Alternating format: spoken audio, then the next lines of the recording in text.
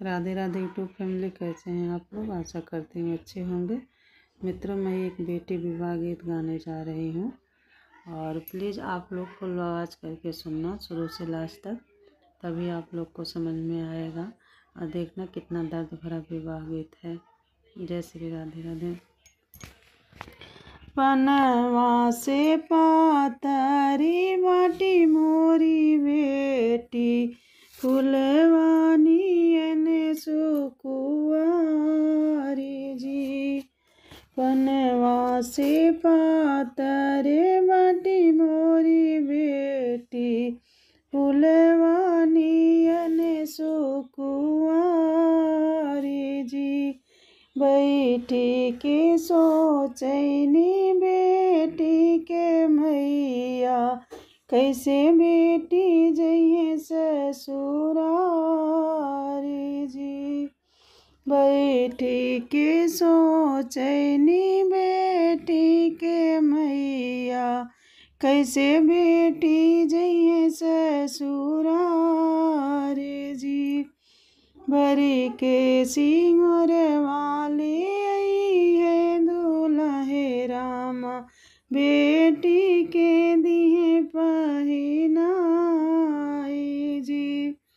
भरी के सिंगुर वाली आई है दुल्हे रामा, बेटी के दिए पहिनाई जी।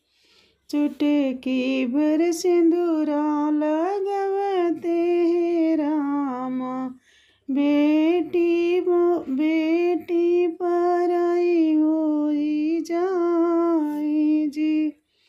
चुटकी भर सिंदूरा लगवते हैं रामा, मोरी बेटी पराई होई जाई जी। नावे महीना बेटी को किया में पाले, तना में न सोने हजारी जी। नावे महीना बेटी को किया में पाले, तना में न सोने हजारी जी। बड़े हो जतन हमें बेटी के पाले, दिया मोरी जइए ससुराले जी। बड़े हो जतन से बेटी हम पाले, दिया मोरी जइए ससुराले जी। हरी हरी बसवा से माड़ो छवाए, लागे लाल वो हारे जी। हरे हरे बसवा से माड़ो छवाए, लागे लाल वो हारे जी। गोदी बैठाई बाबा करे कन्यादानवा, पावे पूजे कंचन थारे जी। गोदी बैठाई बाबा करे कन्यादानवा, पावे पूजे कंचन थारे जी।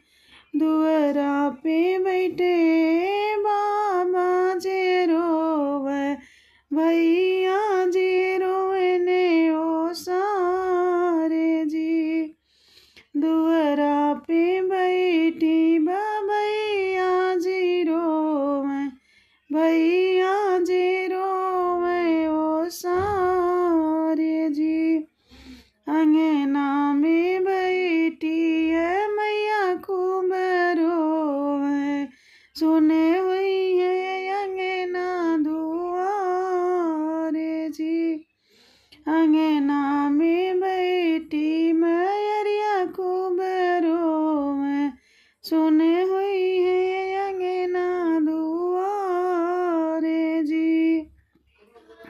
मैया के गोदिया दुल्हन होई जई है, लई जई है दुलरू दामाद जी, मैया की गोदिया दुलब होई जई है, लई जई